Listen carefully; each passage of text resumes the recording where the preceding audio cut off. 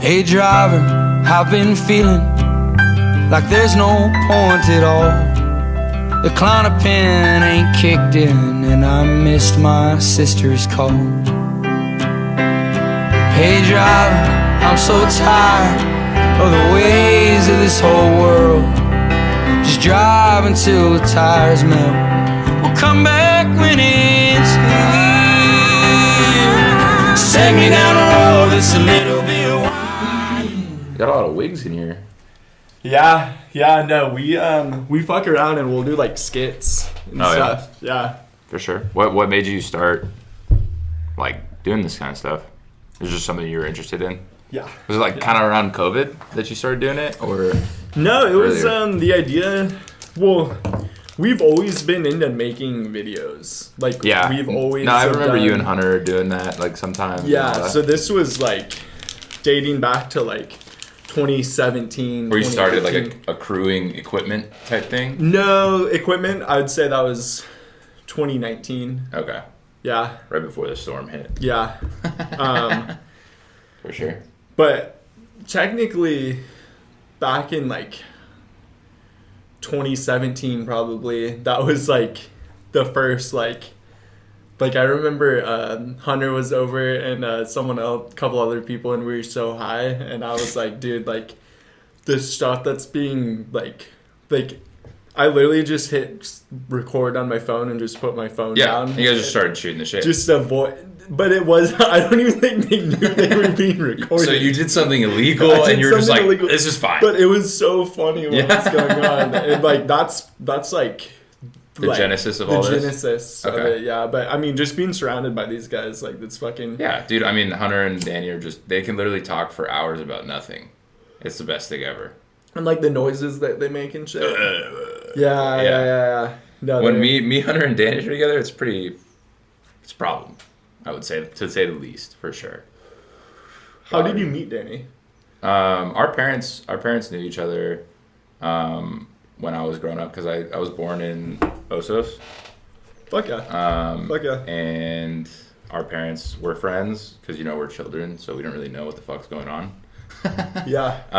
And then I moved down to Ventura, and we just kind of like, I don't really know how Danny and I kind of stayed in contact with, because we're like children. Like we don't really do that when you're kids. I think it was mostly him at first, but then, we just became really good friends. We're basically cousins at this point. Like we introduce ourselves as cousins with everybody. And like Nico, we told Nico, we're like, yeah, we're not actually cousins. He's like, what? You pieces of shit, you fucking liars. How old are you? I'm 24. Nice. Yeah. Okay. I'm turning 25 in like a week. What? June 10th, dude, baby. Happy early birthday, bro. Yeah, thank you. Gemini. This is very smart. I just consider you... I consider you Danny's cousin. That's what I refer to you. That's what your contact is in my phone. John, Danny's cousin, for sure. It's just also just easier, to be like, yeah, we're cousins, instead of like explaining, like, oh yeah, we're really close, type shit. What can I ask you a couple more questions about like? Dude, you could nothing's off. Yeah, you could totally. Okay. You don't need to ask that. Them yeah, I wish I could have seen Hunter like spitting game yesterday. Dude, honestly, he was spitting game. Really? Dude, also, it's easy to talk to girls if the girls are into you, right? It's very hard to cold call a chick. It takes practice to do that, right? And very few guys have practice doing that. Whereas if a chick's into you, dude, you could say it. You could say anything and pretty much like get away with most of it. And I think that girl's really into him for sure. But Danny was basically like forcing him, and we were forcing him like, hey, she's here. If you don't talk to her now, you're a piece of shit. You need to get this going. Were you guys just like sitting next to them coincidentally? So we showed up, and Nico said something. I don't even know how we figured out that she was there, but he probably saw red hair and immediately got a fucking hard on, and was like locked in. But he wasn't gonna go because Hunter's pretty shy. Hunter's a shy guy.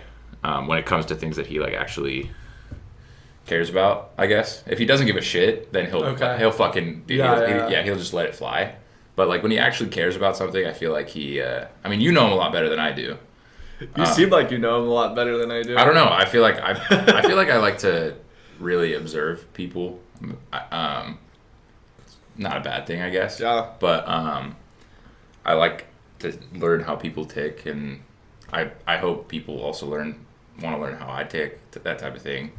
Podcasts. Yeah, right. I'm interviewing you. You're in an interview right now. What, dude? You're interviewing me? Yeah. Yeah, my brother and I have always wanted to like start a podcast or whatever, because we're kind of similar vibes as like Danny and Hunter, where we could just kind of talk about anything, and the conversation kind of duck walk into like 4 other topics before circling back to like the main topic type thing.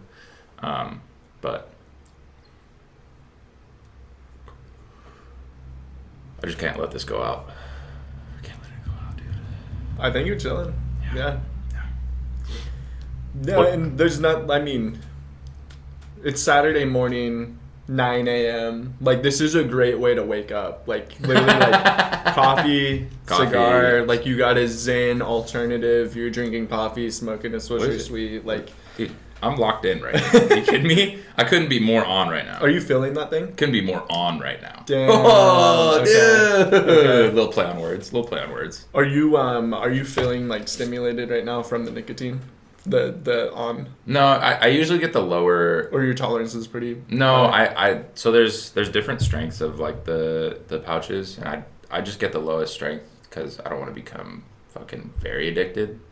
I'm for sure addicted, but I'm addicted to caffeine too, and I got to get through pharmacy school somehow. You know, because pharmacy school is pretty gnarly. Definitely harder than any school I've done. Like an undergrad, you know, not needing to study really to get A's and stuff, and then pharmacy school hits, and I'm like, what the fuck is happening, dude? Is it hard? Yeah. Let's jump into that right now.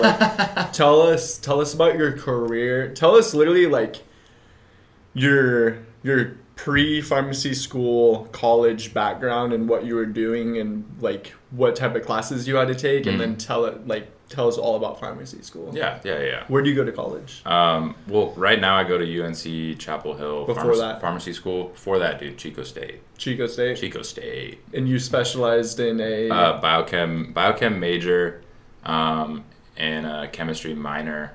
How hard was that? Not too hard. I partied a lot. For real? Yeah. Okay. So you're a smart cat. I was a fucked up college kid. Really? Well, Chico has a pretty good party scene if you know the right people. I feel like it's interesting that it can be a super chill experience at Chico, or it can not be. Why? Depending on who you know. It kind of sucks. It's not, the bar scene's cool, but it gets old quick. Really? Pretty similar to Slow. Like there's 4 or 5 bars type thing. In Chico? Yeah, that are good to go to. Okay. Yeah. I mean there's more, but it's kind of for like locals and like that kind of stuff. Okay. But the locals in Chico are super sick. And then throughout college I knew I wanted to do some medical degree. I started out as a biology major, but I fucking hated biology, so I was like, I don't want to do that. But I figured that out a little too late, and I couldn't do like a full switch to like a completely random major like business or marketing or something, you know, because it was like 2 or 3 years into my career already, so I had to switch to another STEM degree.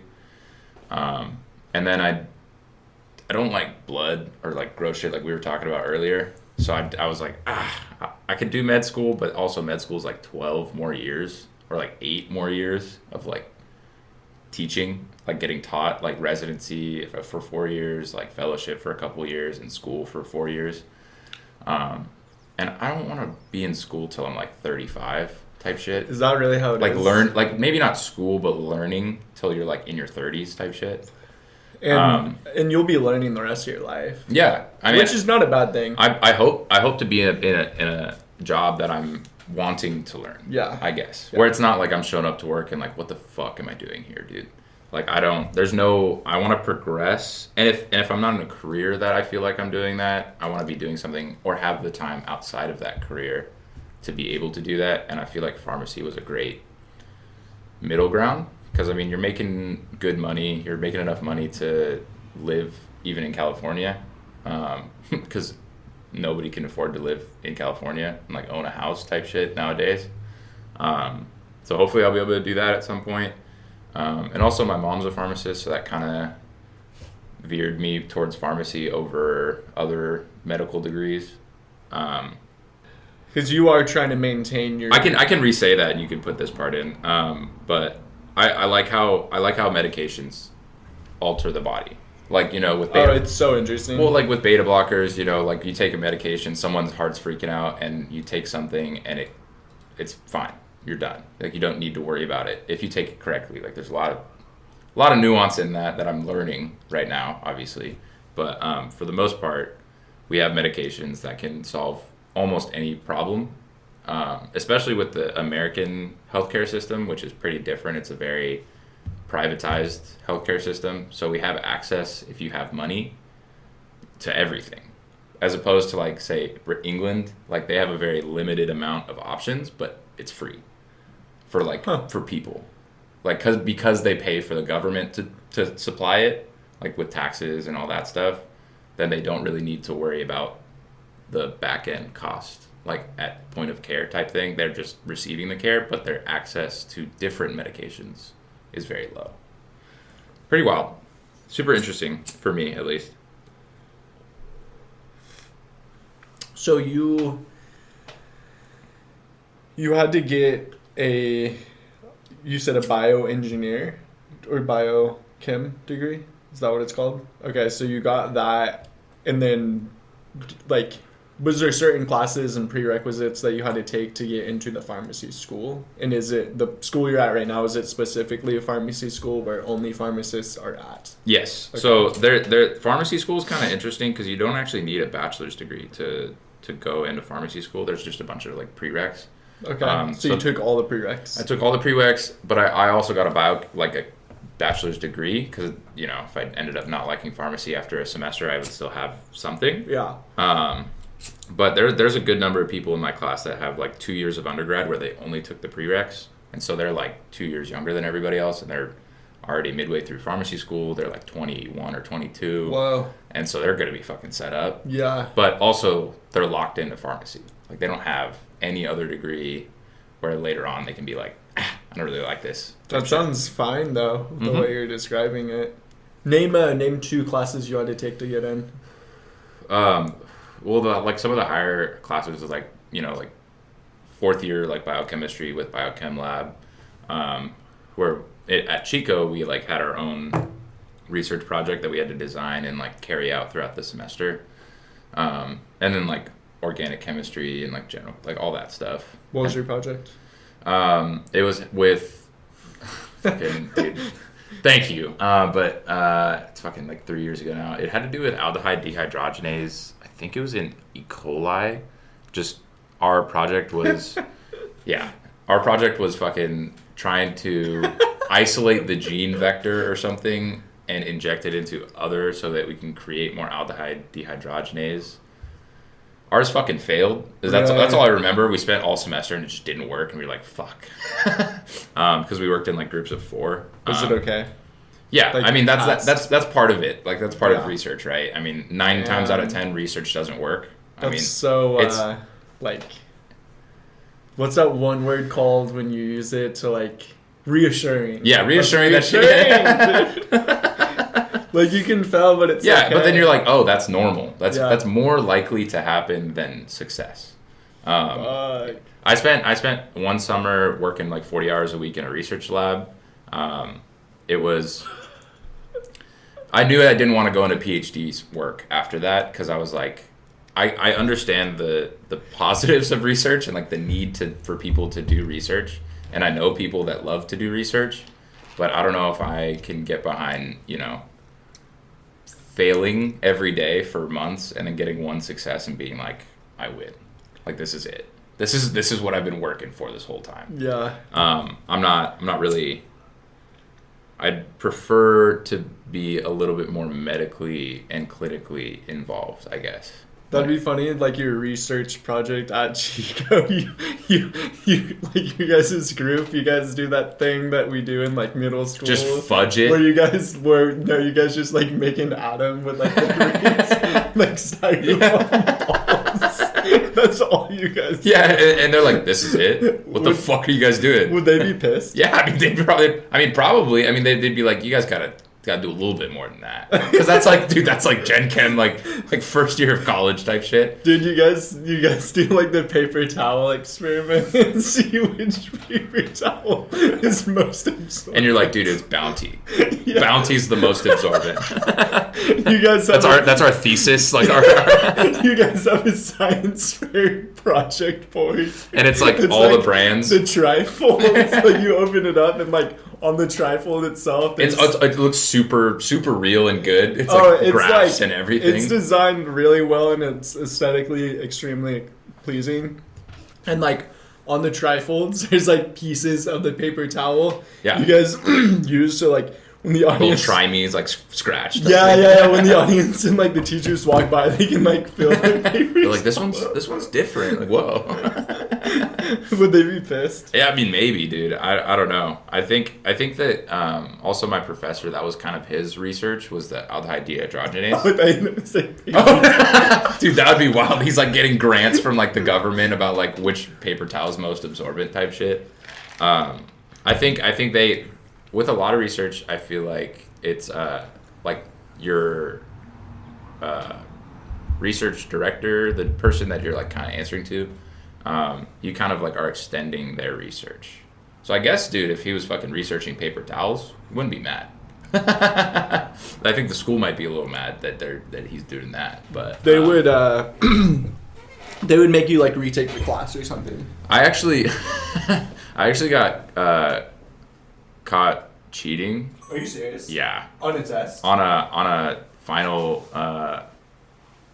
project for like, it's called integrated chemistry, a chemistry lab, which is like the capstone lab course. I did all the research and all that, but it was like my last class that I needed to take, and I plagiarized. I didn't plagiarize. I plagiarized. I got caught plagiarizing basically. The final project, because I did all the research. I had like A throughout the whole class. It was the last project of senior year, and I was lazy as fuck. And I was like, I don't want to do this final paper type shit. And it bit me in the ass for sure. Really? Yeah, I had to retake the class like after having an A at the end of the course. Yeah.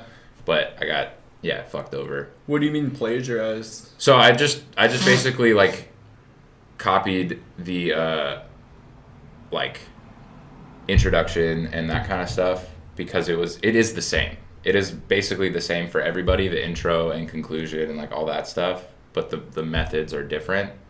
And I was lazy. I was a piece of shit, basically. I was like, I already knew what I was doing afterwards. I was like, I don't really care about this class. It's not going to apply to my future at all. And I made a mistake, and I learned from it. It didn't really affect me in any way, because luckily it didn't affect me anyway. Because I went to pharmacy school. Like, it didn't really derail my career in any way.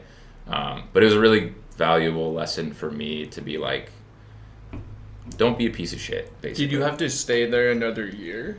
I was already planning on staying another year, because there was because the biochem degree didn't have like anatomy or physiology in it, which I needed to take anyway for pharmacy school. So it didn't completely fuck me over. But also I had good relationships with all of the faculty in the chemistry department. Were they pissed at you? Not really. I mean, if I'm being honest, like, I talked to them about it, and I was like honest. I was like, if I'm being honest, like, I did this because I did well in the class. I've done well in all my classes.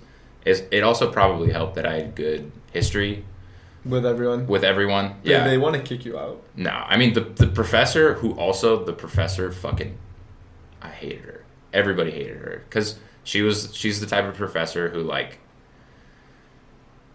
didn't treat her students like humans. Okay. They were numbers, and they were kind of like, I want to make my shit hard, even though it doesn't need to be. Yeah. Type thing. Because she was a younger professor, so she was like, maybe I need to prove myself. Is there a way to make that flame bigger?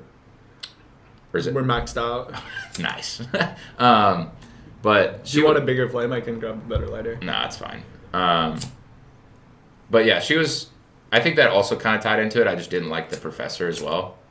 Because I don't think I would have done that with some of the other professors, just because I feel like if you show me respect, I show you respect. Yeah. And if you don't show me respect, I don't show you respect in return.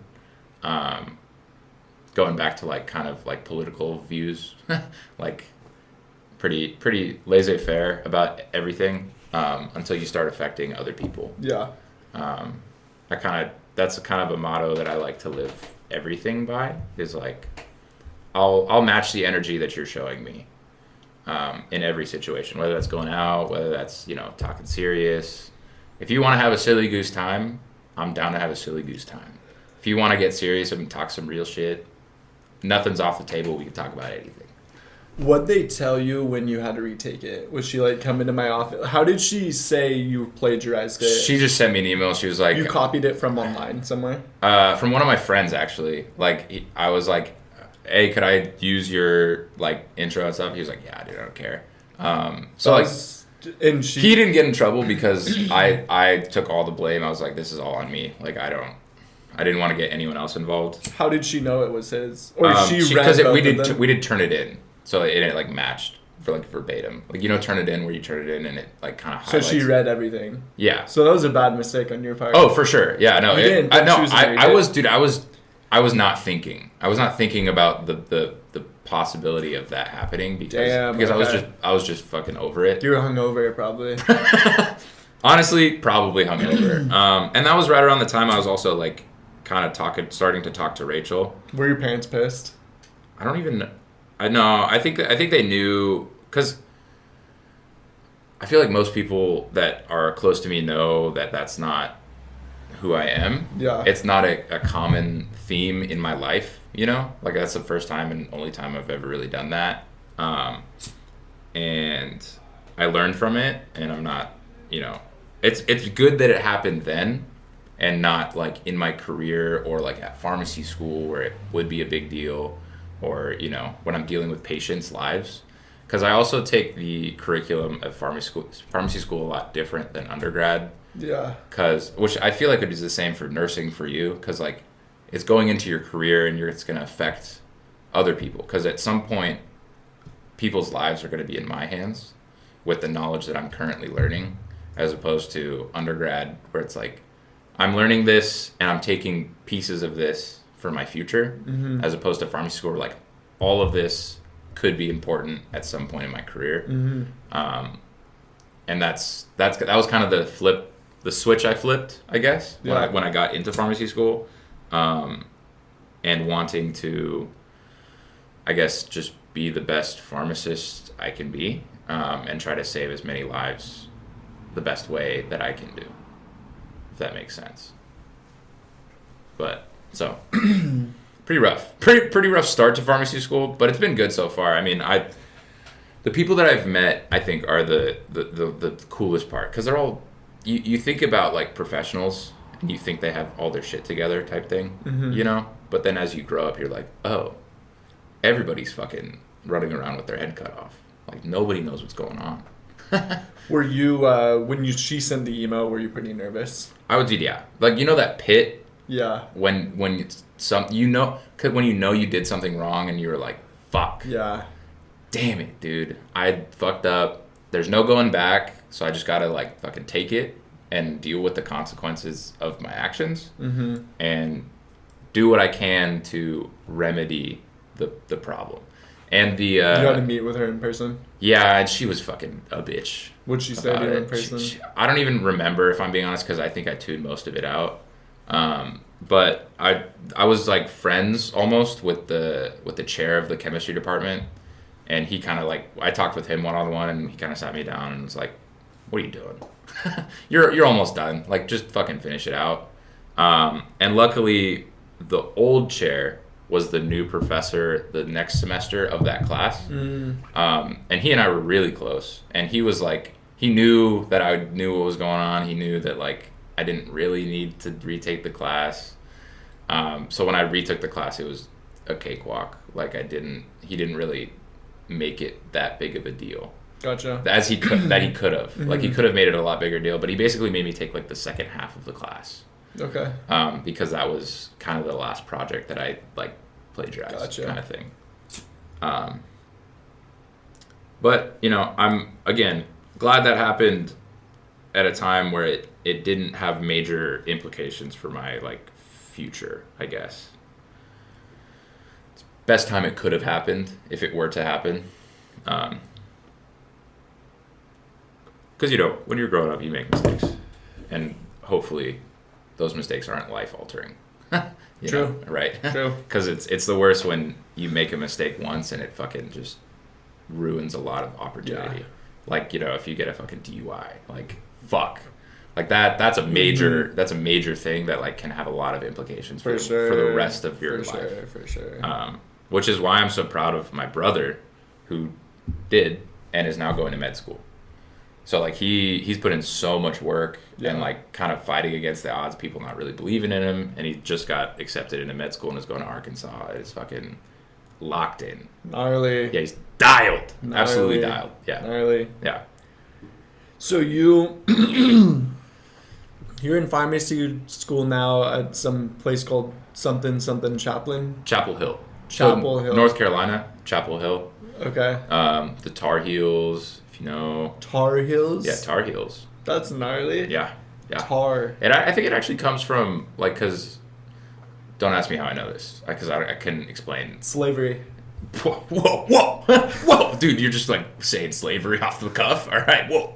No, I think it was because North Carolina was one of the bigger, like, tar exporters for, like boats. Like, you know how they, like, make boats, I guess. And so the Tar Heel comes from, like, that, which is kind of interesting. I'm surprised with how liberal people are, and, like, they changed, like, the Washington Redskins to, like, the Commanders or whatever, and, like, probably a bunch of other shit too we're not aware of, but, like, Tar Heels, I immediately think of, like, tar and feathering someone. Really? Especially, like, North Carolina. Like, before, like... No, I get what you're saying. You know what I mean? Yeah. Like, tar and feather someone, that's fucking gnarly. Yeah. And they were doing that in those states on the East Coast. It's wild seeing, like, on my drive from... Because I'm now in Asheville, which is, like, a little mountain town. No way. No way. Come in here right now. No way. I will throw a temper tantrum right now. No way. Dude. Bro, hey, we've been up for like 2+ more hours than you. We've been drinking coffee, smoking cigars, fucking, like... No way. We're all like... You just fucking bum a fucking... Dude, you're a dirtbag. What are you doing? I heard your voice and I was like, why the fuck is he here? Yeah, that makes sense. Dude, John was telling me about the bird you were tripping at. Yeah. You excited? I don't believe that on the internet.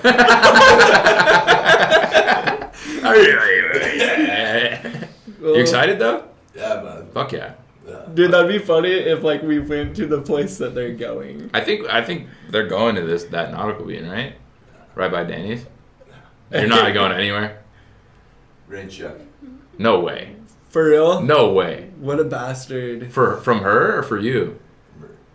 No way. Okay. FaceTimer. I'm not gonna do that. Really? Like it's not. Dude, FaceTimer and just be sitting butt naked. Are you setting something else up or what's up? Yeah. Okay. Cool. Yeah, we could talk. Yeah, we can talk later about it. Dude, pull up a chair if you're free, fool. Do you want to sit and talk with us? We don't need to talk about the bird, but we could just talk about shit. Wake up with us. Hey. This is a lot. I didn't know this was happening, but I'm adjusting. Yeah. No, I'm gonna go to the gym. You guys do your thing. Yeah. But thank you for the invite. There's some cigars. Yeah, man. Get ready to drink some beers. Saturday beers. Which quickly turn into Sunday beers. Not anymore. Are you guys drinking after this? I don't want to, but probably. What's your guys' plan for today? I think we're going to honestly, besides the game. The baseball game. Yeah, besides the baseball game, not really. There's no concrete plans. Gotcha. I think just as soon as we're done I'm heading back to Danny's place, and we're figuring it out. Maybe go to the beach if the fog burns off, but if not, probably go on a hike, like a nice hike. Just you, Danny, and Hunter on the hike, or just you? I mean, maybe Hunter. I don't know if or you and Danny. Yeah, me and Danny. We're just hanging out because I'm probably not going to be able to come back to Slow for anytime. a year. Yeah, for a That's while. why I got you on here. Yeah. I'm probably not going to be able to see you guys for a while because I'll be balancing time between family and Rachel because I don't know, I really like a her. girlfriend. Dude, I fucking love Rachel. Yeah, really? I don't know. I figured it out last night how much I love her because I fucking was at the game and I was like, dude, this sucks. I wish I was just like, not the game itself and not being with everybody, but it was like I wish Rachel was here. Gotcha. I guess. And same thing like out when we were out last night. I was like, fuck, god damn it, dude. I wish Rachel was here. Yeah. But obviously like very happy that I'm around all the guys and everything and like having a good time. But I don't think I really put much thought into that because I don't know. I've never been in that kind of situation where I was like, kind of wish this one person was here, type thing. Kind of pulled me out of the moment for a second. And I was like, fuck. But then I was back. I was back in it for sure. How did you meet her and start talking to her? So we were. And does she approve of you like doing the Zens and shit? Yeah, no, she super chill. Too? No, I mean she vaped. I don't know if she still does. She's actually the one that got me fucking hooked on nicotine. Really? Yeah, I was pretty clean off nicotine, and then I started hanging out with her and her friends, and they were all vaping, and I was like, oh, let me try that. And then I got hooked on vaping, and then I was like, I noticed because I was vaping a lot, like my lungs were kind of fucked.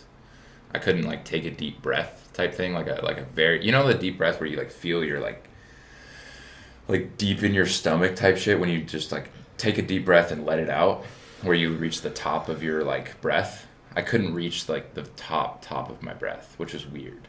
It was a weird feeling. I was like, I gotta switch this up, and that's when I started like nicotine pouches and like smokeless nicotine, and I've been trying, with patches like to get off and all that stuff, but it's also there's not really much downside to nicotine pouches. Yeah. But yeah, and it's a good stimulant that I enjoy the buzz from. So how long you been seeing her? Yeah, but we met. Sorry, get off topic. But we met. We were friends because she was biochemistry, chemistry double major, so really fucking smart. And we were in a lot of classes together, so we were friends. But I had a girlfriend and she had a boyfriend while we were in classes. Whoa. And so we were friends for a while. And then my last year at Chico, we kind of just started talking because we were both single. Started, hanging out more at bars and going out. And I really liked her. So I was like actively pursuing her. And she had a lot of like history with like bad exes and all that, so she was very hesitant. But dude, all of her friends liked me, and they were like at the point where we started to like date, getting pretty hot and smoky over there. But they were all like, why aren't you dating this guy? Like, what the fuck's wrong with you? And I was like, that's what I'm saying. And the rest is history. I mean, like Why'd you and your other girlfriend break up? We were long distance for most of my time at Chico. Damn. And now you're doing long distance again. Don't talk about it, dude. It's my uncle was like, you like pain. What are you doing, dude? And I guess my idea or my thinking with that is, my mindset with long distance has always been, if there's not another reason to break up with her, if long distance is the only reason to break up with someone, I don't think that that's a good enough reason. If long distance is like part of it, but you're like, I don't know if I can really commit to this person, and like I want to explore other options, that's a reason to break up. But if you're like, I dig this girl, she's matches me in all of my energy, for the most part, but also checks me when I'm doing too much, type shit, because I need that. I feel like I'm a lot sometimes. And, you know, as if distance is the only thing, I mean, fucking, there's not a lot of people that can handle me. I've noticed. So I kind of stick to the people that can, which is cool. Deep. Why don't they handle you well? I'm a pretty strong person, and have strong personality wise, I guess. And have a lot of opinions that I'm open to all of opinions. Yeah. Like, I'm never gonna like force my opinion on you and make you agree with me, but I also won't just agree with you type thing. Like, I'll offer some resistance when we're talking about things. If I don't agree with it, and that can rub some people the wrong way if they're not used to that kind of like back and forth discussion. But my dad's a lawyer, and he kind of raised me to like kind of just question everything. Yeah. So I've had a lot of like upbringing and practice throughout my whole life of just being like, why do that? Like, if you don't have a reason for doing something, why are you doing it? Yeah. So I try to always find the reasoning behind why I'm doing something. And if I don't agree with the reason, then I stop doing that. And same thing goes for like other people. If I don't see the reason why someone's doing something, I'm like, why are you doing that? If they don't have a good reason. You're thinking. Yeah, I'm like, what are you doing? Like, why are you doing that? Well, a lot of people don't think, unfortunately. Yeah. And I'm talking like basic shit. No, and that's why I like talking about it. That's why I'm like, the more you can talk about it and talk through things and figure out the reason, figure out the why behind your doing of something, the better you can do that thing. Because you know the reason why you're doing it, I guess. Like, I'm going to pharmacy school not only because I like helping people. I like, you know, making medications more accessible to people. I like learning about medications. I like educating patients on what the fuck they're taking. Like, if someone's taking 17 medications, like, and they need to be taking 17 medications, the likelihood of them knowing what they do is pretty low. I mean, because they're at that point, you know, if you don't have any medical training, you're overwhelmed, right? You can't. I can barely like handle 17 medications. Like, I'm imagining someone who has no medical training.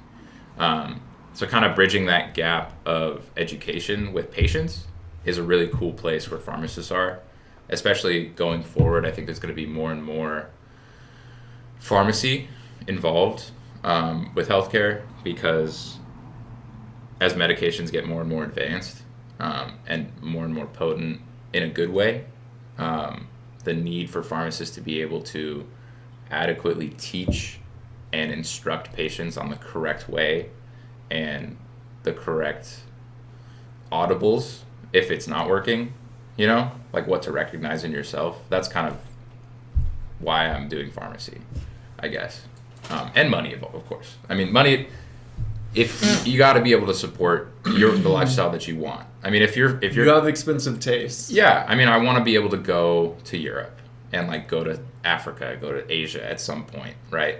I've been to Africa, I've been to Europe, I've been to like the Middle East area. I haven't been to Asia. I need to go to Asia at some point, like Southeast Asia, like Thailand. Also really want to go to like Korea and Japan. Korea? Dude, because not North Korea. Whoa. Let's be very clear. I mean, shit, it'd be cool to go to North Korea, but I don't know if I'd get out. Dude, you know North Korea, like, they're like starving their people. I mean, dude, I don't think anybody knows what's going on in North Korea, for real. I mean, like, it's a dark zone. I think there's a lot of speculation. I mean, it's probably true, right? That shit's going on there. That one lady, like Naomi Parks or some shit, went on Joe Rogan. And oh, really? And she was. Are you an avid watcher of Joe Rogan? Like, do you watch like a lot of his shit? I honestly don't even really like his like interview process. Yeah. Like, they're like. Why? What about it? It's just more of a conversation. Yeah. And like, I talked to Hunter like about this, but like when I started to, I definitely have seen, I like listening to podcasts and shit. Yeah. And like definitely specialists and professionals and people like a very niche thing explaining their shit. Deep dives into like very specific topics. And Joe Rogan's good at getting people on like that. Yeah. But like there's, I definitely don't like, Just the bullshit. I'd probably have seen around 10 episodes. Okay. Yeah. But of topics that you're like, this is interesting. Let me watch this episode. Yeah, shit about North Korea, shit about Area 51, aliens, a cool UFC fighter that I'm interested in, shit like that. Yeah. Maybe 15 episodes, but got you. I remember Quentin Tarantino came on. Yeah. And I was like, dude, that's sick. You did but the question, but the questions that were being asked. It was a conversation. Yeah. And this is a conversation too, but I'm not fucking Quentin Tarantino though. Right?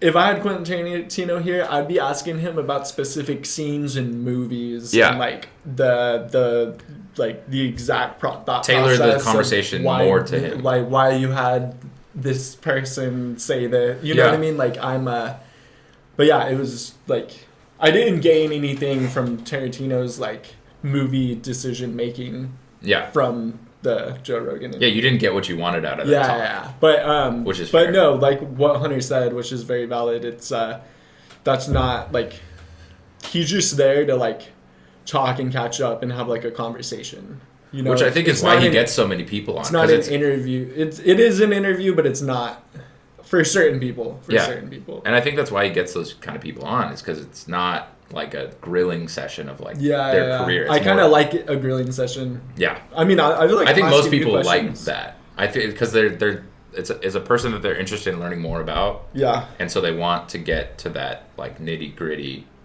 decision making process of how they became who they are. Yeah. As opposed to, oh, I'm cool. This is what I do.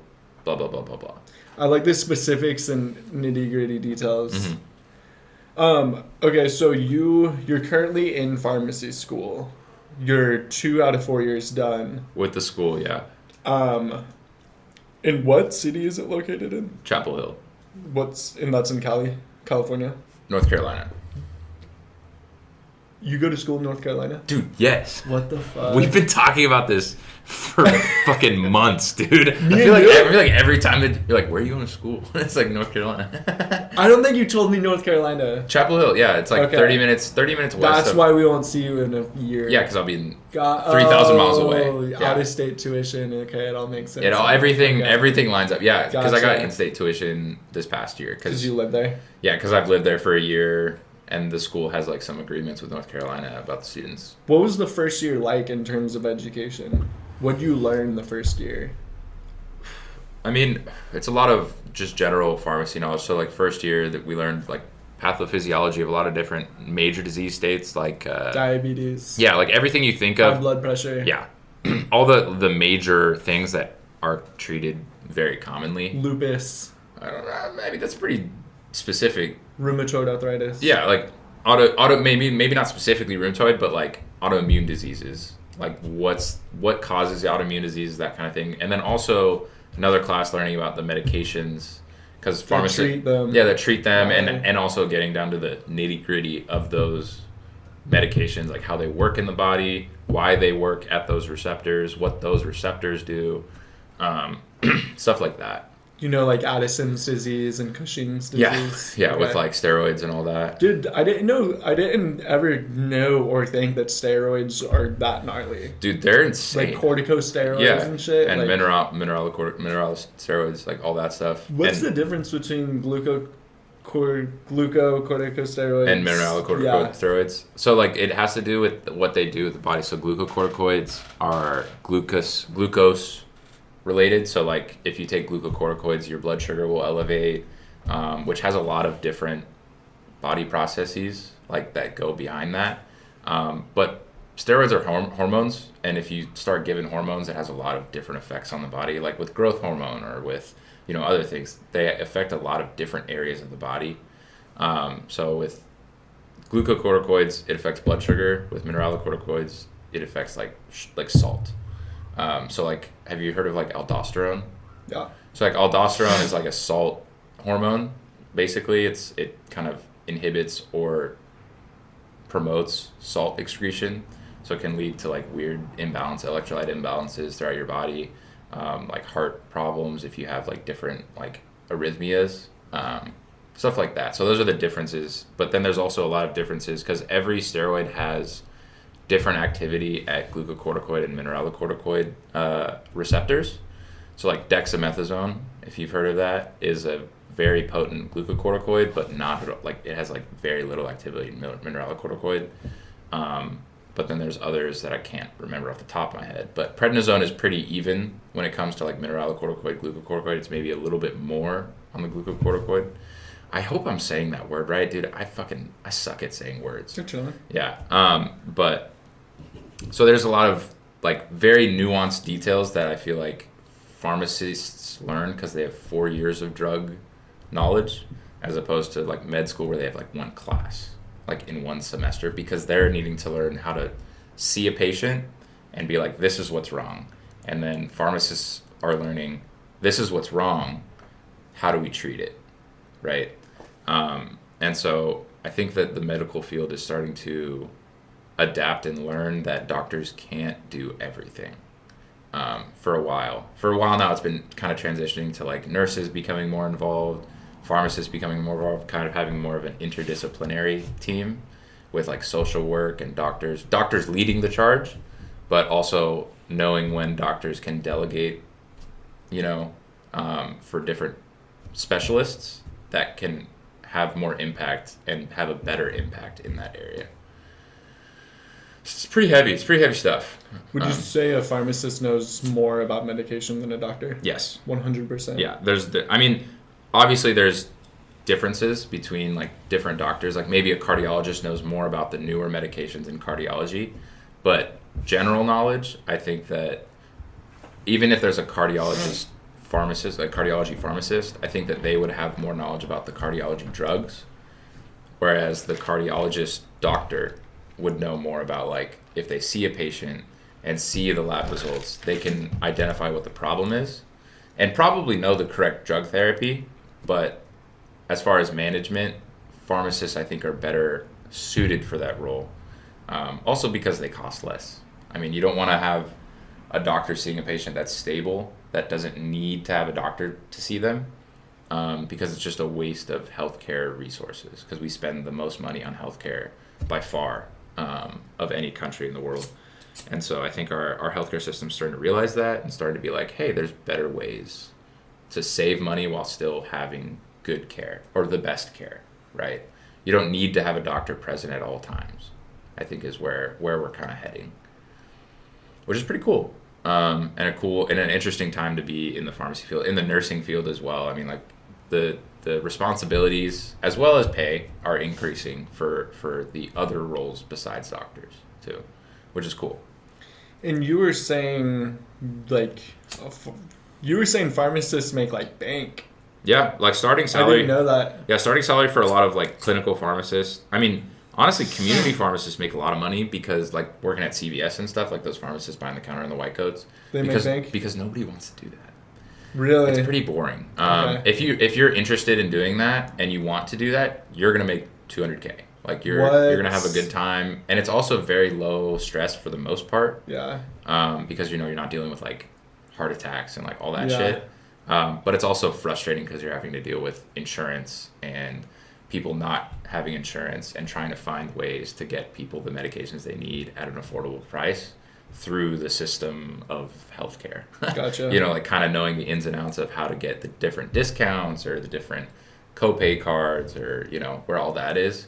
That's kind of where the community pharmacist helps a lot, as opposed to like in a clinical setting where they're making decisions about like what type of antibiotics to give someone who's having sepsis in the hospital, based on like the cultures that come back. Also empirically looking at like a antibiogram, which is like the resistances to the different, every hospital has an antibiogram where it's like the different resistances, like the percentages of their local infections, I guess, like say for like MRSA or MSSA, like the types of antibiotics that they're resistant to. And so it's a pharmacist knows that antibiogram for their given hospital and knows which, antibiotics to give empirically before they'd even know what the bug is that's causing that infection. And then also once they do know how to change that antibiotic to the correct, like the objectively correct, that this will kill this infection type thing. So the differences between outpatient and inpatient is pretty big too. And you don't want to work in a hospital? I think I don't really know. I think I'm better suited to a more. I'm gonna grab you a better lighter. Okay. Yeah, give me 1 second. Yeah, no, you're good. Yeah, I'm a big fidgeter just all the time, pretty much. Do you have anxiety, would you say? Definitely not like school and shit. Oh my god. Definitely not like severe enough to be like, because my roommate in pharmacy school has like real anxiety, you know. So definitely not anywhere to where it's like a problem, or something that I can't like self-manage, you know. Yeah. But I definitely know people that have like real mental health problems, because it's a very like real thing. So I don't like to claim like, yeah, I have anxiety or I'm depressed or anything like that, because I know people that do, and it's a real thing for sure. You know, there's a lot of people that claim that they have, you know, certain ailments when it's not really a thing, where it's just like it's the cool thing to be depressed type thing. Almost, is it? Almost, right? Damn. Like I feel like times have changed. I feel like it's a. I don't want to say it's a flex to be like, yeah, I have anxiety and depression, like that kind of thing. It's kind of like the I'm cool being in the antisocial social club thing. Yeah. Okay. That's the vibes I get, and I don't like to claim that, because I know people that really do go through things, that I've had to help through things type thing, and I don't. Yeah, I don't have like major anxiety though. What are you learning in school right now? So our curriculum's kind of set up a little weird, because we have our first year, we're all in class full time. Over the first summer, we have rotations, like our first rotation in between first and second year, where I was at the VA, and I love the VA. It's so chill. Oh my God. And the patient population, I feel like, you know, veterans, they're a very specific patient population. And they listen fairly well for the most part. They served our country. Yeah, I mean, I love the VA, and it also provides a really good healthcare system to veterans who need it. And it's pretty easy to get into the system, if you are a veteran, and it's for the most part free for veterans, because they did their time type shit. They deserve it. And the work-life balance in the VA is great compared to like private firms, private pharmacy companies, pharmaceutical industry. And they were actually piloting at the Asheville VA, like having 3 hours a week of just like workout time, like paid workout time basically for like health. So they, like my preceptor when I was there over summer, like would leave 3 hours early on Friday. He would just kind of like bank the 3 hours every week and just leave early. Damn. Okay. Which is sick. I mean, the sick that's even a thing. But it also like kind of motivates the workers, because they see that the administration, I guess, is like trying to do things to make the workload better, work-life balance better, because they realize that if you're overworked, you're not making the best decisions, and you're also not happy in what you're doing, because you're just feeling like a fucking rat in a fucking yeah, right, you're just in the hole. Yeah. But yeah. Is you just finished your second year? Just finished my second year. Summer break right yeah, now. and then do you have school over summer? Or you got the summer off? This summer's off. Yeah, I'm doing an internship, Okay. like a managed care pharmacy internship, which is virtual, which is sick. So I can just be here at home, How's that seeing work? family. So managed care pharmacy is dealing with access to drugs. So like trying to see which medications are the most cost effective, both for the plan, but also just as equivalently effective and like good. So kind of trying to balance healthcare cost with healthcare outcomes. If like there's a really expensive drug that is similar or the same in efficacy as a cheaper drug, it's kind of making that decision of like, okay, we're going to use the cheaper drug because it is the same, not just because there's a newer drug that may be somewhat more potent, but it's also 10 times more expensive. So that's saving money for both the plan and the patient, and they're getting similar, if not the same, outcome. Because healthcare costs are way too high. Like there's no way that we can keep spending the amount of money we have and have a equitable and equal healthcare system, for everyone involved. Because like we were talking about earlier, like if you have money in the U.S., you can get any treatment you want and never have to leave the country. But you need money. So I think we're trying to lessen our dependence on needing money, I guess. But we're capitalist society. Money rules all. You'd be doing the virtual thing, like how does that even work? Like, are you talking to patients, or you just... It's a little bit more behind the scenes work. So like right now... You're shadowing someone? No, I'm doing like independent work. So like right now, my supervisor, hemophilia is a very high cost disease state because if patients start bleeding, they don't clot, right? I mean, if you get a cut on your... Hemophilia is basically a lack of like a certain factor in the blood. There's a bunch of different hemophilia, and depending on the different factors that you don't have, the like clotting cascade, like with the like different factors in the blood and all that. Yeah. Like somewhat, like you don't really need to know it like in depth or anything. You know it in depth. Yeah, I mean like it's dog shit. It sucks. But I know it's a recessive X gene trait. Yeah, it's definitely a recessive bleeding disorder. Mainly affects men. Wait, what? Hemophilia. Yeah, mainly affects guys. Yeah, men because they have the XY, so you need to have both X chromosomes if you're a girl to be recessive, whereas a guy, if one of their parents is a carrier or if their mom is a carrier and they get the hemophilia gene because they get their Y from their dad, then they're gonna have hemophilia. As opposed to a girl, if their dad doesn't have hemophilia and doesn't carry it, but the mom does carry it, they could have a hemophilia gene and a normal gene, and the normal gene is going to override the hemophilia gene. Okay. But hemophilia is a really high cost disease state because if they get a cut or a scrape or something, they're bleeding, and they don't have access to medications that stop the bleeding, they have to go to the hospital, which immediately, like if you use a hospital, it's very expensive because everything is just expensive in a hospital.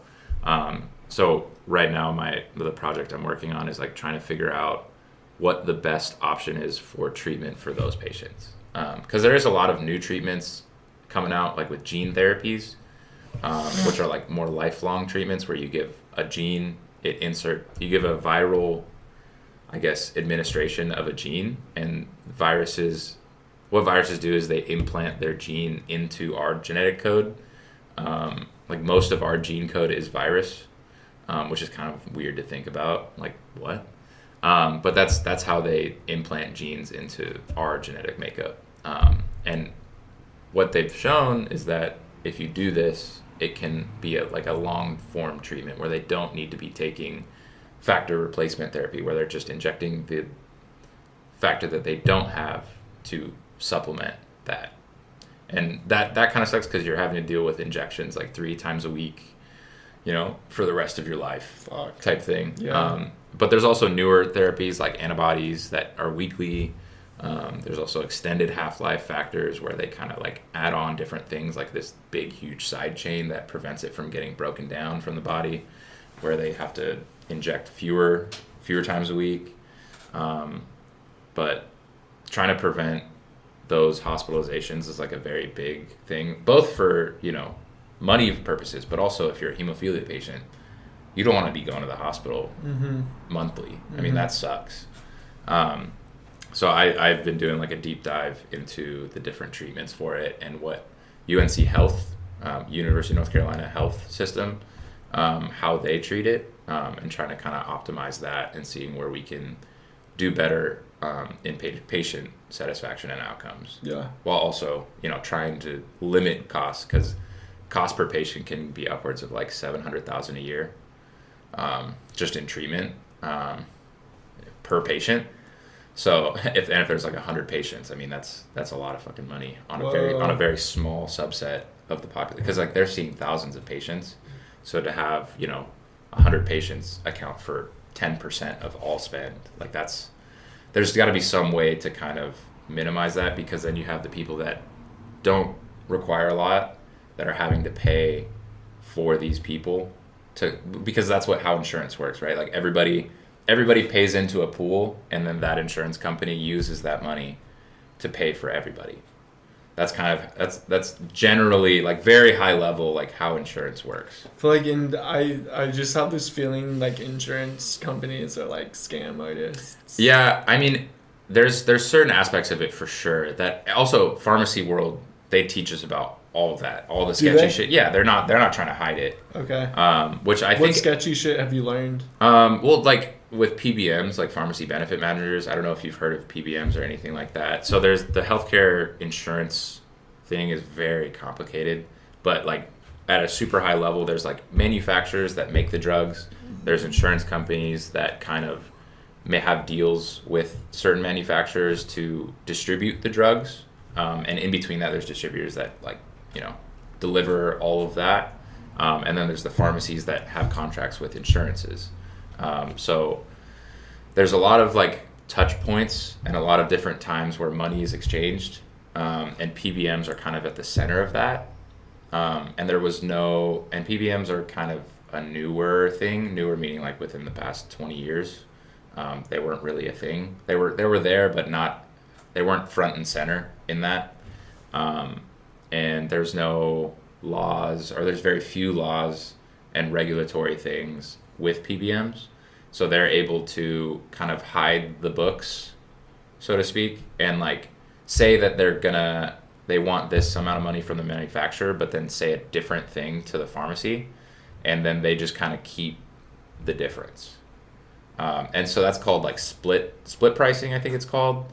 And there's also a thing called clawbacks or DIR fees, which we're getting deep into it, but DIR fees are basically, they're called clawbacks because the PBM, if their books aren't settled type thing, like they're in the negative for whatever reason, they can kind of just go to the pharmacy and be like, hey, you owe us $30,000 like every 6 months type thing. But like, and the pharmacy doesn't have any real way of checking that.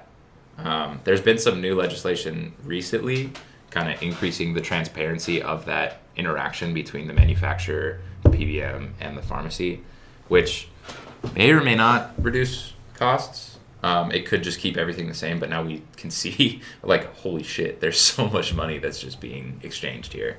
And I think transparency is the first step in trying to regulate that, because if once people see everything, they can kind of make more educated decisions on how we should try to fix it. Because if you don't see the whole picture, it's hard to make a good decision in everything, but especially money, when money's involved, for sure. Final question, and then I'll drop you back off. What's your favorite medication class, and why? Favorite medication class is probably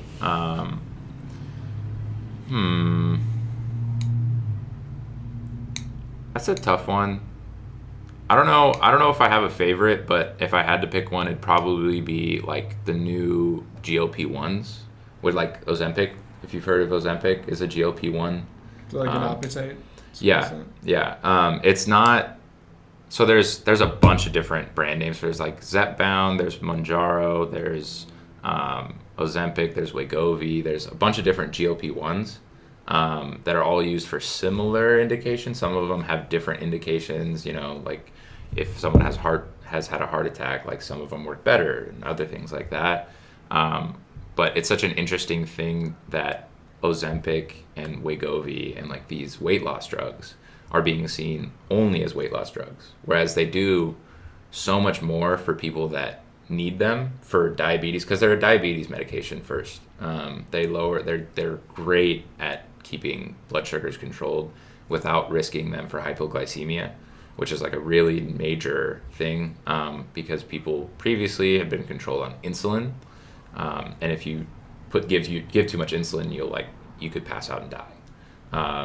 Whereas GLP-1s, they kind of work with the body and don't push blood sugars too low, while still giving you that reduction in glucose, and also help with weight, which a lot of diabetic patients are overweight, and losing weight helps control diabetes in itself. So it kind of has like a dual, like lowering the weight and lowering the glucose directly both help with that. And then also losing weight's just better for, if you're 400 pounds, if you lose 80 pounds, like you're still overweight by all measures, but you're in a lot better position, for your body to kind of adapt and change and do what it needs to do to get back into equilibrium. Because that's what our body's always trying to do, is kind of just get back to baseline. And the shit that we do, fucking, drugs, eating too much, all that stuff always throws it off.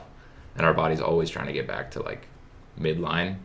So anything that we can do to make it easier to get your body back into midline is kind of where I see medications, and how we're taught to give medications.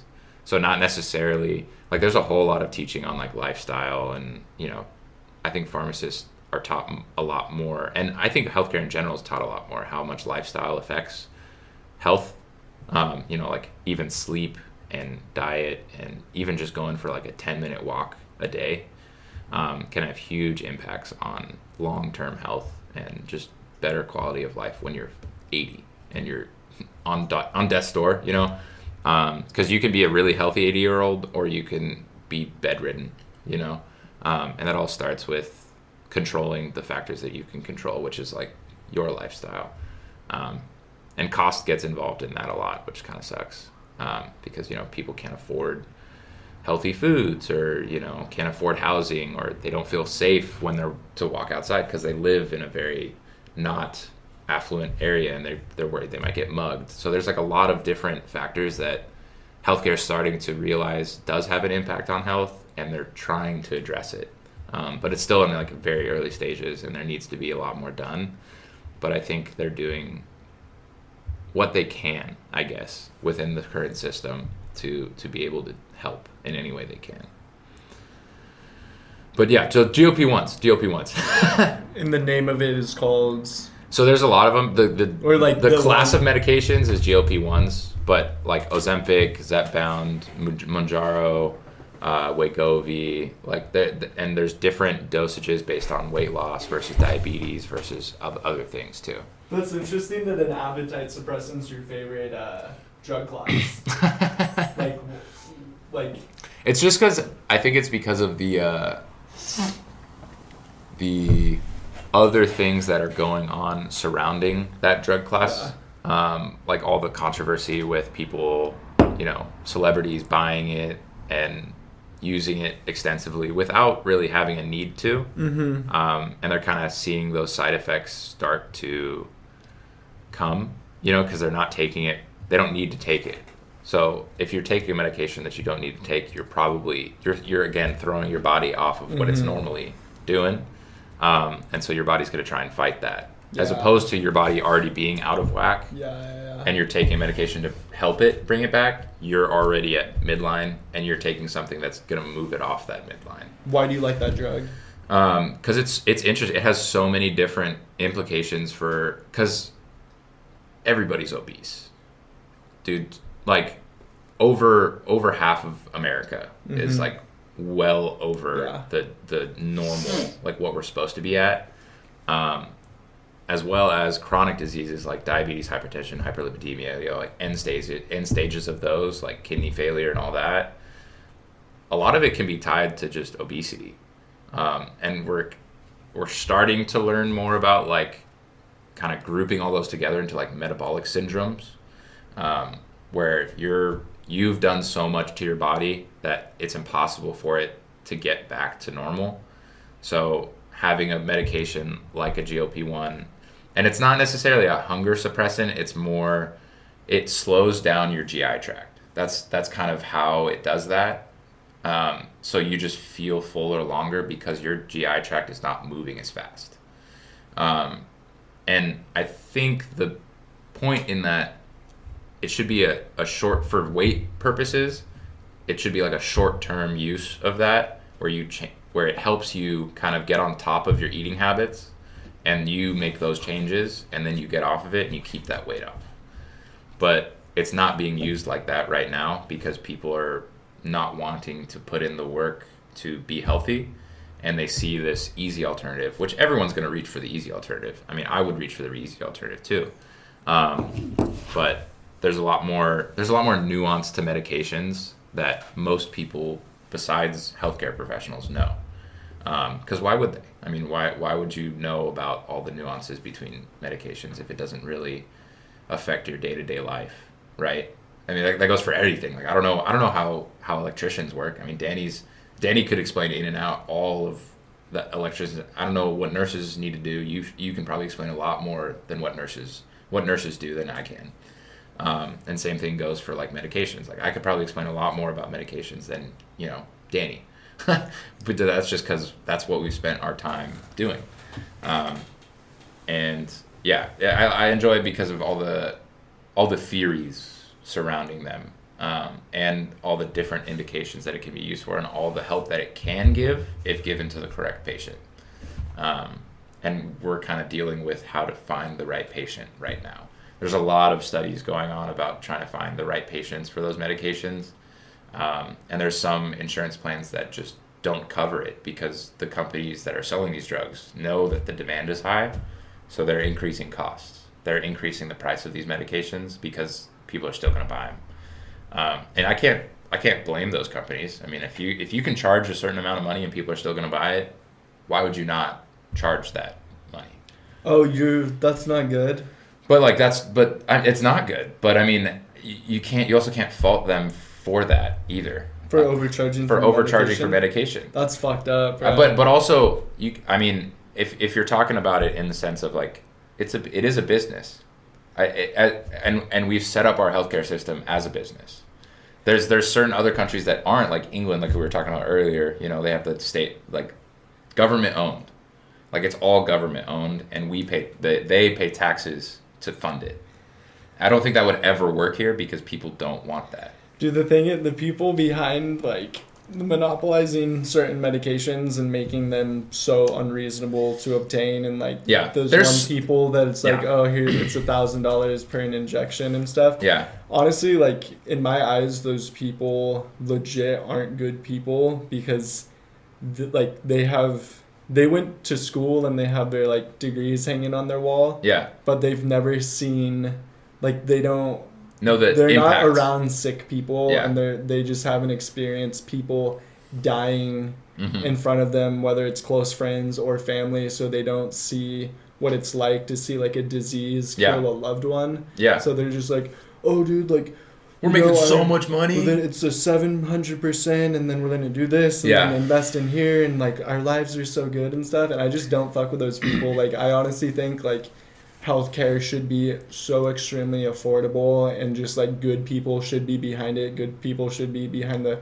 prices. Like it should honestly be like some like, okay, like we're gonna make like people shouldn't be going into it to sell and make profit, and that shouldn't be the fucking like basis of it all. Like honestly, like it's just kind of evil, malicious intent. Like if you want to make profit and shit, like go into business. Like I just don't think healthcare should be a business. I think most people in healthcare would agree with you. I think even the people that are working for those companies agree with that. I don't know if they do. I think most people do. I think that the percentage of people that have the mindset that you were explaining are very far and few between, but they also need to, they're in charge of innovation in the field as well.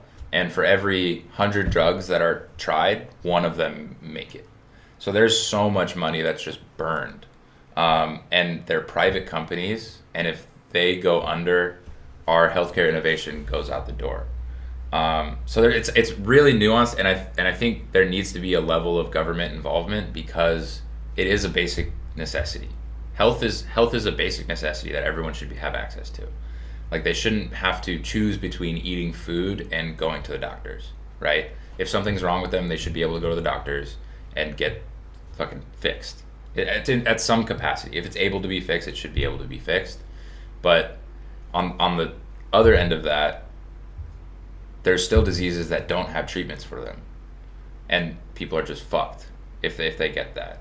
So there needs to be like a balance between them, where it's affordable while we're also promoting innovation, because America is one of the most innovative countries in healthcare, at least, where people come to America for treatment on different disease states that their countries just don't have.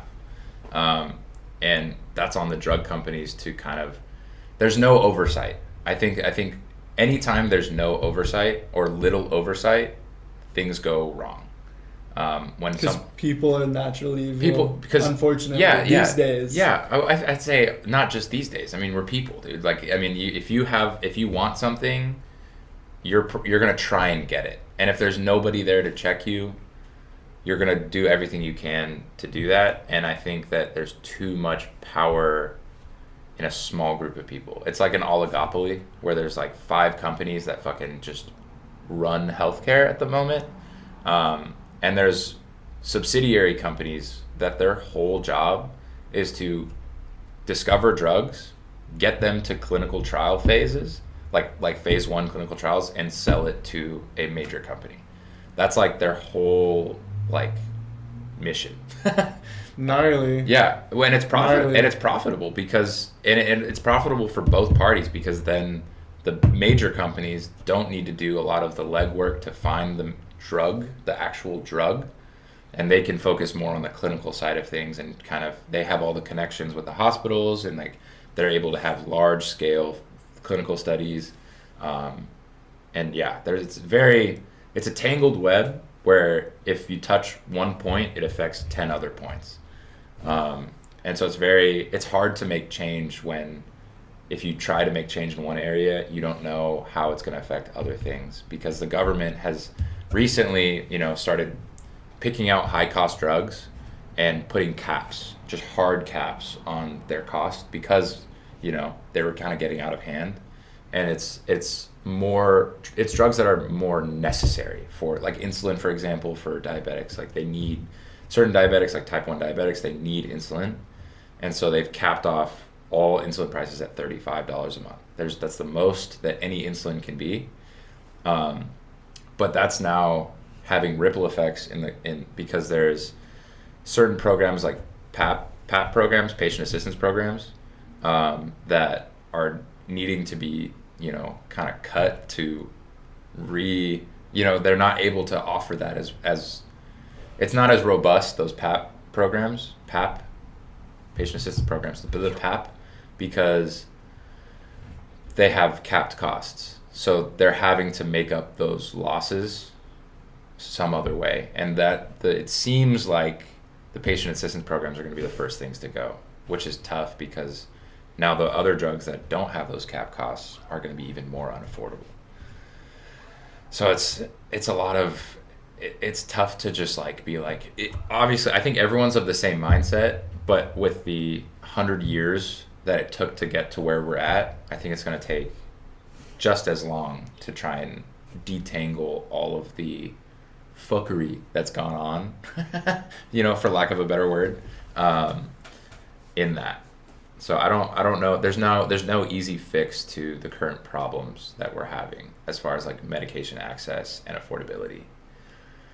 Just because of our economic system that we have here, which isn't a bad thing. I think that it's a pretty good economic system, but I'm definitely pro capitalism. Yeah, for sure. Like how good you want to see your future is determined by how hard you want to work. Like I'm pro for that. Yeah, it's just. With like the medicine and shit, like there's certain things that should have more government involvement than others, I think. I'm pro very affordable healthcare. Mm-hmm. And like I don't think you could find a person that disagrees with that statement. I think the people running the insurance companies at the top, maybe not the people working inside the insurance companies, but the owners of them, whoever those people are. Yeah. I think that there's more evil to them than good. I'll say that I've talked to... there's no reason going to the ER should be $20,000 for 1 hour. Yeah. There's no reason for that. No, yeah, I mean... I think somewhere along the line, someone made way too big of a percentage of your hospital bill. Yeah. And I get it. Like, doctors should definitely make good money. Like, Mm-hmm. the people who took care of you should make good money. But $20,000 just for one fucking hour, like, where did all the money go? Mm-hmm. You know? No, It yeah, should be I don't like- have any. I don't disagree with that at all. Yeah, where the fuck is all this money I don't going? know where it went. Yeah. You know? But at the same time, we have to pay we're losing 35% of our paycheck to taxes, and it's like, you just fucked me in the ass, Yeah. like taking all my tax money, and now I have this $20,000 emergency room bill. I thought my taxes were paying for some of these people's wages, and now where'd the $20,000 come from? Yeah. Like that to me, that's insane. And I just think like someone's like, there's something bad going on. There's something terrible going Something's on. got. For I got sure. an itch. I got For an itch, sure. and it's There's- not getting scratched, dude. There's something going on. Yeah. There's something going on for Yeah. sure. No, For sure. I don't disagree with that. It's just And- there's not an easy solution. I think the solution is a lot harder than, because as you start to dig into like the problems, you're like, oh fuck, like these are like root level problems of like our healthcare system that need to be changed. That is going to take a lot of time because we're a democracy and not a fucking authoritarian where one dude is just like, this is how it goes, which is great. I love that. But that's just how our government is. It's going to take a while for shit to happen. It's going to take a lot of advocacy from pharmacists to which is happening. Like they're UNC is a huge proponent of talk to your representative in the government and like advocate for what you want to see in your field. I think that UNC does a really great job at like touting that. I'm not super into, advocation, but there's a lot of my peers that are also very smart individuals that are going to go into those fields and try to do their best to make it better. There's so much like little things that are like, what? That's how that works? And you're like, why does it work like that? And the answers from like the leaders in the field is like, that's just how it's been. Like there's not been anything to shake that up, which is changing. I think people our age are starting to kind of be like, why the fuck? Why is shit like this? For the most part, like most of my peers in pharmacy school are like, we need to do something. And going to the number one pharmacy school in the country, I mean, like there's people that are. You are? Yeah. Yeah. Thank you. There's people that are going to be leaders in the pharmacy world that have that mindset. If you think about it, like everyone in America, we lose a third of our paycheck to taxes. Mm-hmm.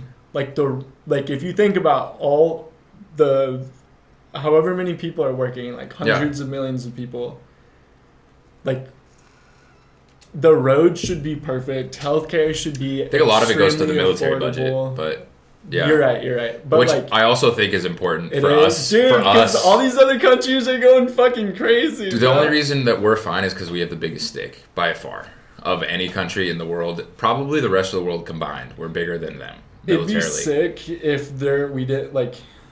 In an ideal utopia, like there's no war. Which I think AI is kind of like the cusp of that, right? I mean, like it's kind of sketchy, but we're reaching the limits of what humans can do. If North Korea had more power, they would take over the world. Yeah, they would try to. They Yeah, want to. for sure. And same with China.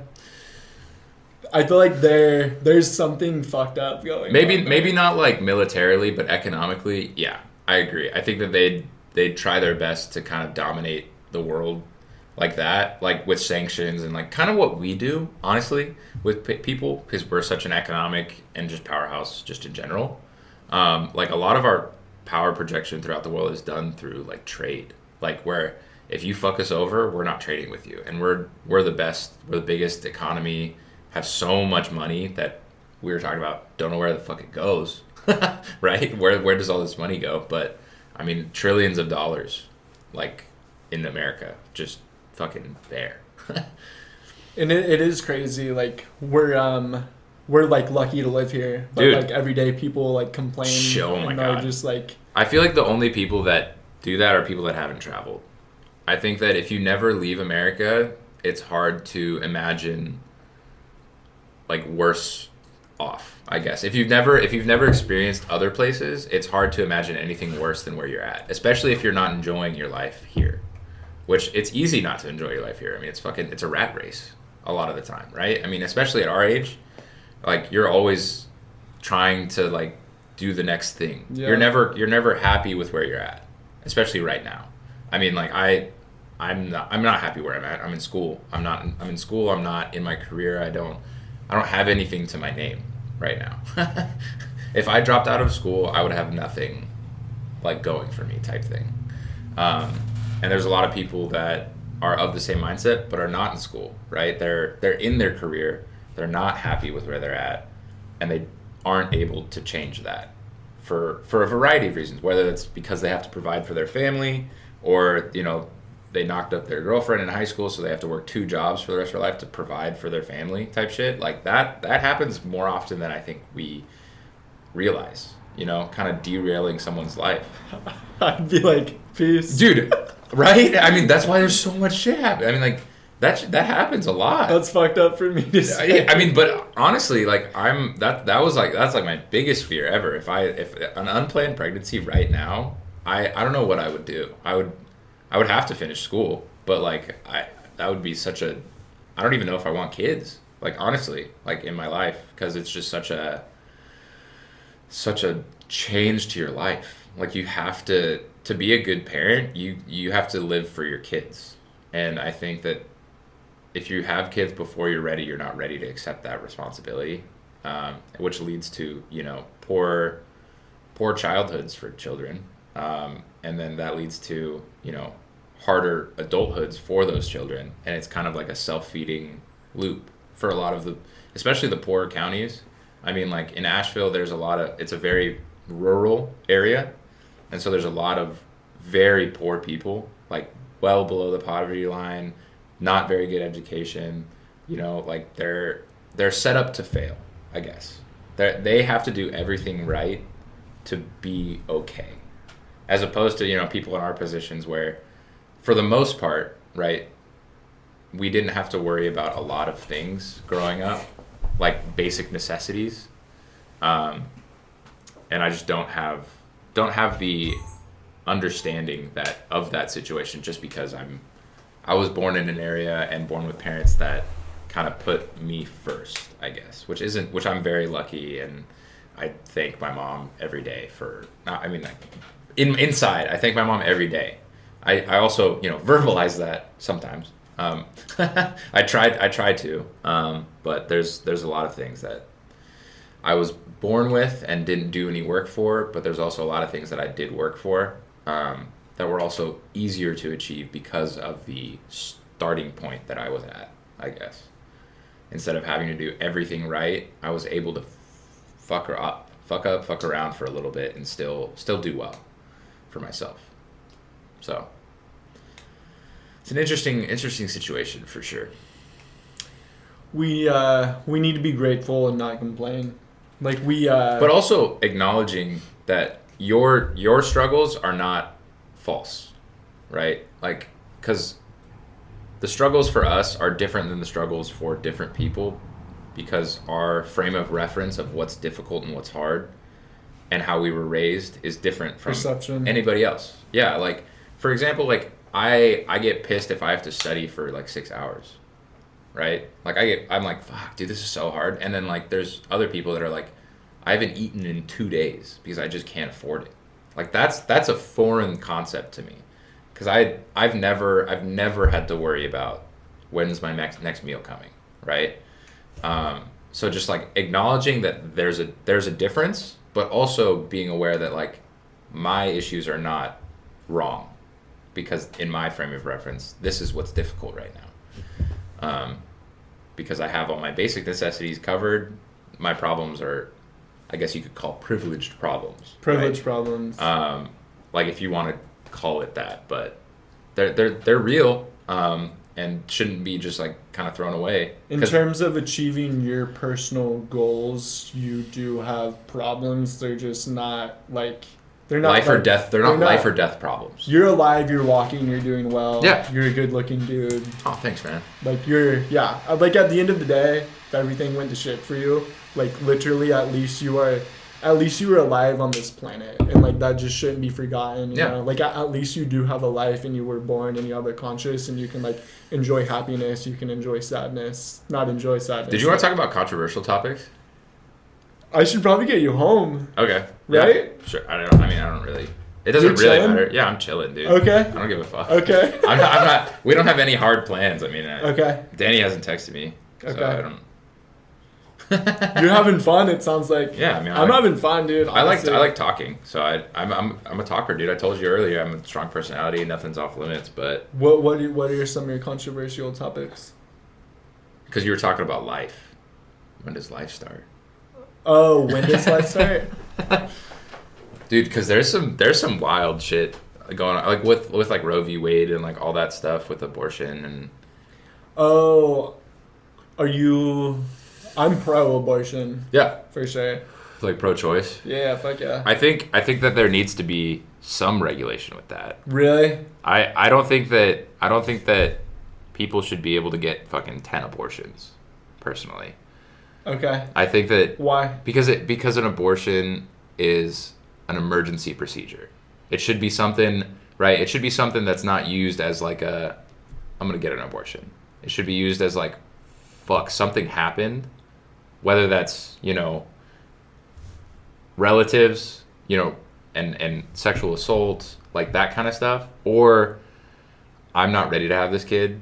If you get pregnant more than 5 times and kind of need to get an abortion that many times, I feel like there needs to be something else happening to prevent you from getting pregnant.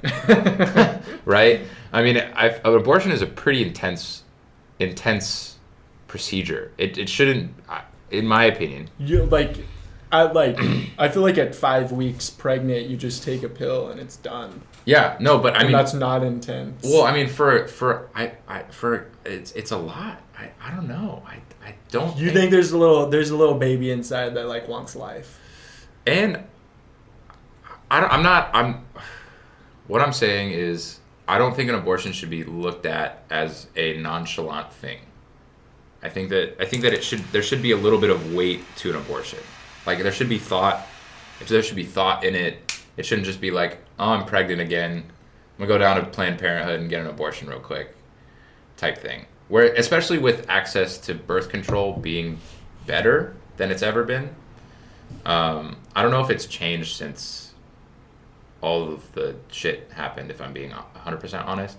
But I know that birth control and contraceptives are more available now than they've been in a long time. Whether that's the pill or whether that's just normal like condoms and whatever. Because there's also a lot of like hormonal things that happen with women when they take birth control and can really fuck up their whole life, really. I mean, there's a lot of girls that can't take birth control for whatever reason because it really affects them. And at that point, right, it's on your partner to make sure that they don't get you pregnant. It's kind of a shared decision making in how to prevent that. Because if you don't want to have a kid, you should be taking steps to not have a kid. You shouldn't be, because we all know how to have a kid. You have sex without protection, no birth control. You could have a kid at any time during that. I mean, it needs to be during the fertility window, right? There's like a 3-day period or 4-day, 5-day period where a girl can get pregnant. But I mean, if you're having unprotected sex and you don't know her cycle, like there's always a chance that she could get pregnant, which is pretty wild to think about. Yeah, it's Do you disagree? No, you're spitting facts for sure. Okay. I mean, like, yeah, push back, dude. Like, I'm not. You don't have to hold your tongue or anything. Like, I'm not. Oh, I appreciate you, and I wasn't planning on it.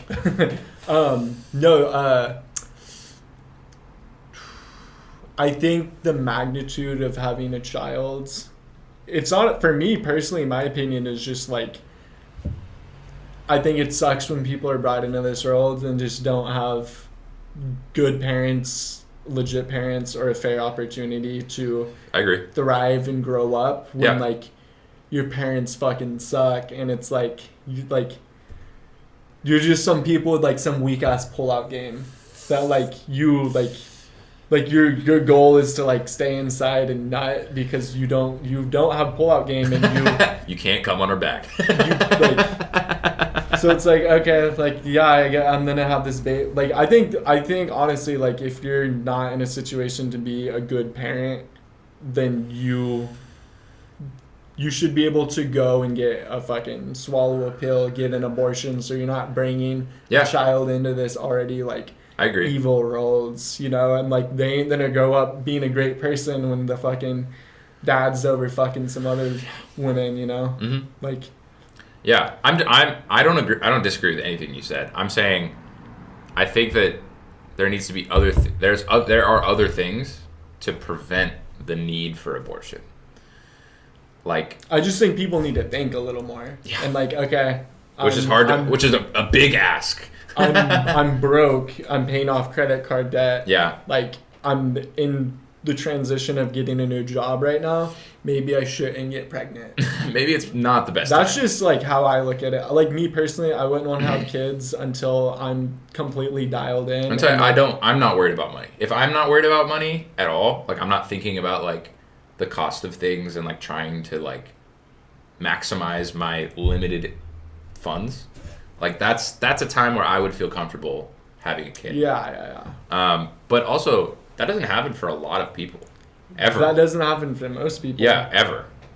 So like there's also that like balancing when you want to have a kid, all that stuff, and finding the right person, I mean, is tough, right, to have a kid.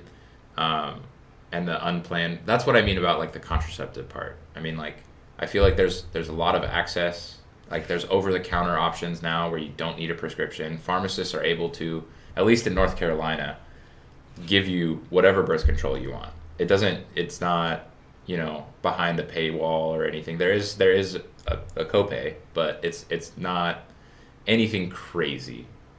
Especially because most women who are on birth control probably don't have a lot of other ailments, so they're not having like 10 different copays for 10 medications, you know, like maybe an older person does, where they're on a lot of different medications if they have diseases, like diabetes or anything like that. So I think there's other options that are less severe, I guess.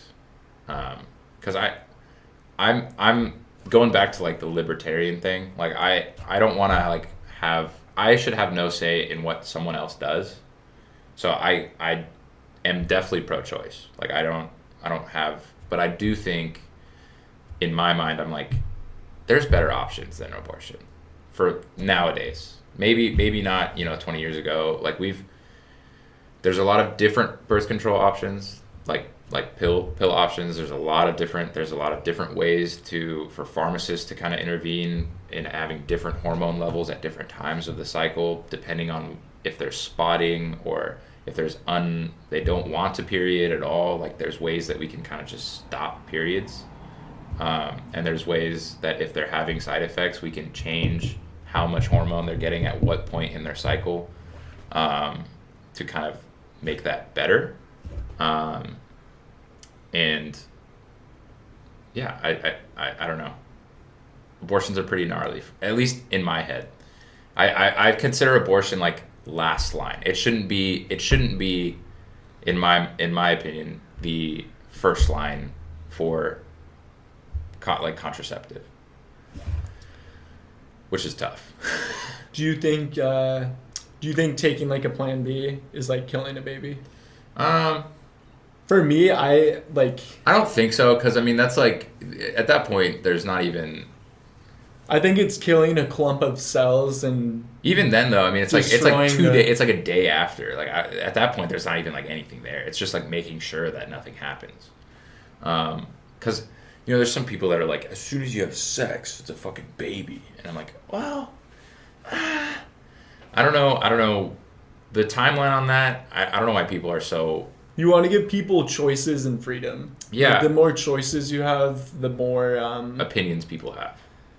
Or just like the more choices and more options you have, the more freedom. I think that's just better for like literally the everything. Universe. Yeah, everything. Like if if you're not pigeonholed into one option, you're likely to make a better decision. Imagine being told like, oh, you have to have his baby, and it's like, fuck. Like I was on like that guy. I was on 4 shots of tequila last night, and like, I fucked him. I fucked up. Yeah, like like he wouldn't pull out. Yeah, no. Well, that's what I mean. Like I don't think.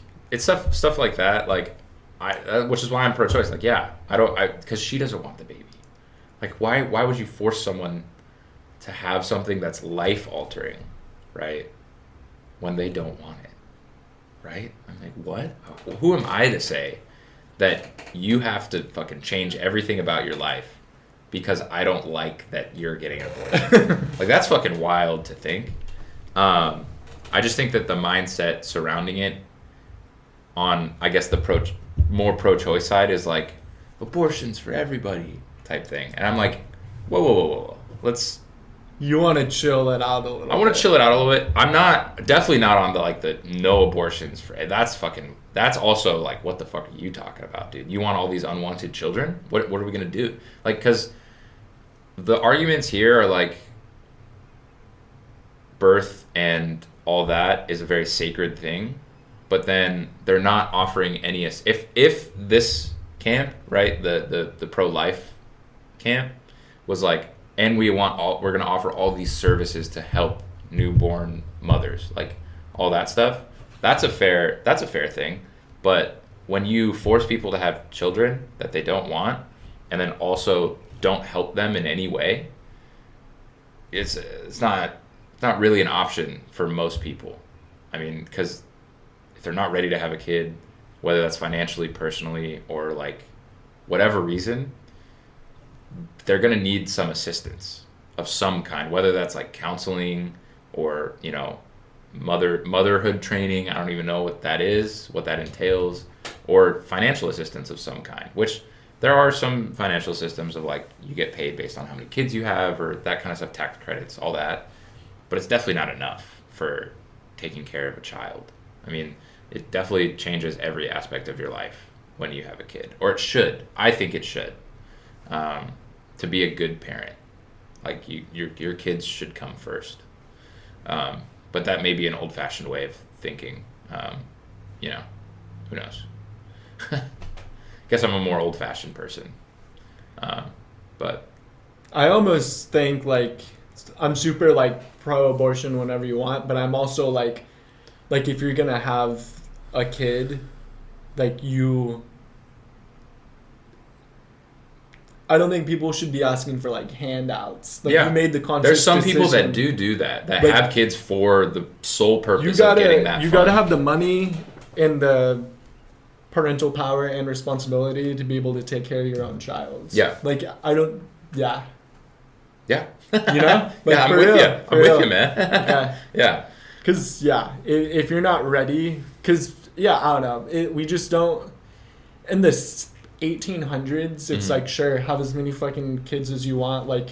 Because they would also help on the farm, or like, it's like you have like a reason to have 8 kids. Like it's a workforce. It's different. You don't fucking need 8 kids now. In today's and like they weren't getting like taxed, like how we are today. I mean, maybe they were because they had monarchs, dude. They had. But like a family in a cabin. Yeah. All they're doing and is they're like farming. They have their own. They have their own source of everything. Buying anything. Yeah. That's fair. Today it's a completely different game. Yeah, where you have to buy everything. Yeah. Yeah. You need to have. They're not using diapers how we are now. Yeah. They're just shitting in the fucking creek water. Yeah. Dangling their baby over the creek. Dude, I do have work. Yeah. That and I do need to do some studying before. Yeah, no, you're good. Okay.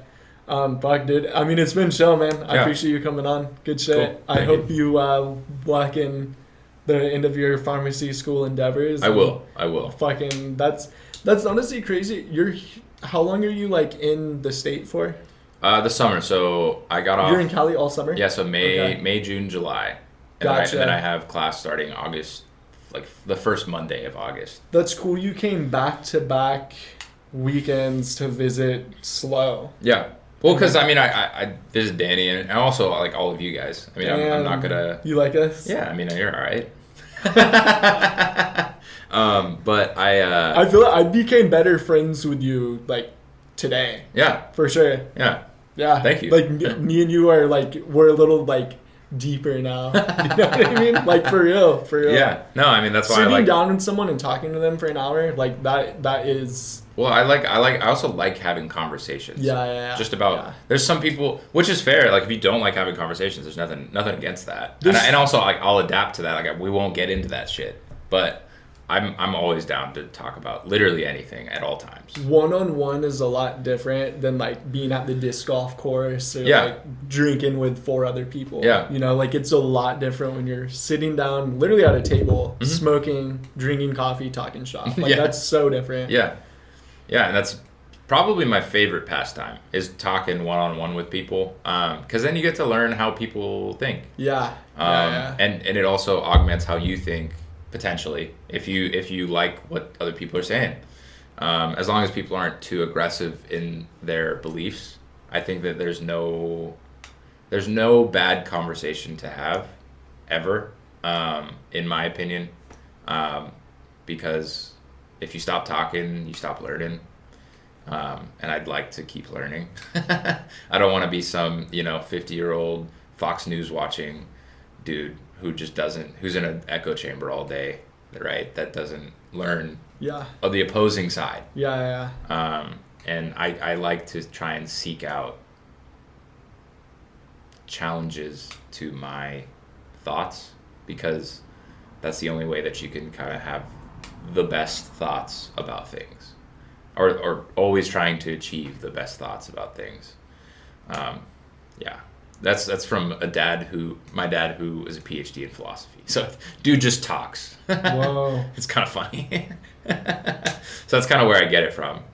Just kind of like that mindset of like, yeah, dude, let's just talk about it for hours and kind of let the time go by. Okay. Yeah. And I am, I don't want to be like, so like, oh, like I'm pro free healthcare and pro abortion and stuff. Like I also am like pro guns, pro capitalism. Like I respect veterans and shit. I'm pro choice in everything. Okay. Yeah. No, freedom. Literally freedom. Like you should have the conscious decision to make decisions. If all of your mental faculties are there, you're an adult, and you aren't depending on others for your life, right? You should be able to do almost anything that you want. Yeah. I mean, there's certain things that are like, okay, probably shouldn't fucking do that. But, if you want to fucking throw your life away and do meth. I mean, it should be illegal. Yeah, I don't know about that one, but yeah. Because meth's a dangerous thing. Those addictive drugs, dude, they're dangerous. Yeah. It's tough. your life. Yeah. You started, you made the decision. Yeah, definitely. Who's coming in here? It's fucking cocksucker. If you need to get going. Okay, well, let's see what he says before we make a decision. What's up, dude? What's up, Tyler? Tyler Childers. You guys got a hot cast going right now? Hot what? Hot cast? Hot cast? You thought you were ripping fire in here? It's been a good one. I've been farting up a storm, that's for sure. No, I haven't. I haven't been farting up a storm. That was a joke. You want to come say hi to the camera? You go to the gym? I did. Good. Damn, dude. Already, let's go. Saturday, baby. Getting ready for those Sunday beers. All right. Dude, we were talking about like abortion and stuff. Oh, good. Good. Thank God, the 2 authorities I want. All right. It's been real. Yeah. I appreciate you coming on, brother. Of course. Dude, fucking John and I just talked shop. That's sick. For like 2 hours. Yeah, that didn't feel like 2 hours. I was there for an hour, so if you guys were doing it before and then just got done, that's nuts. You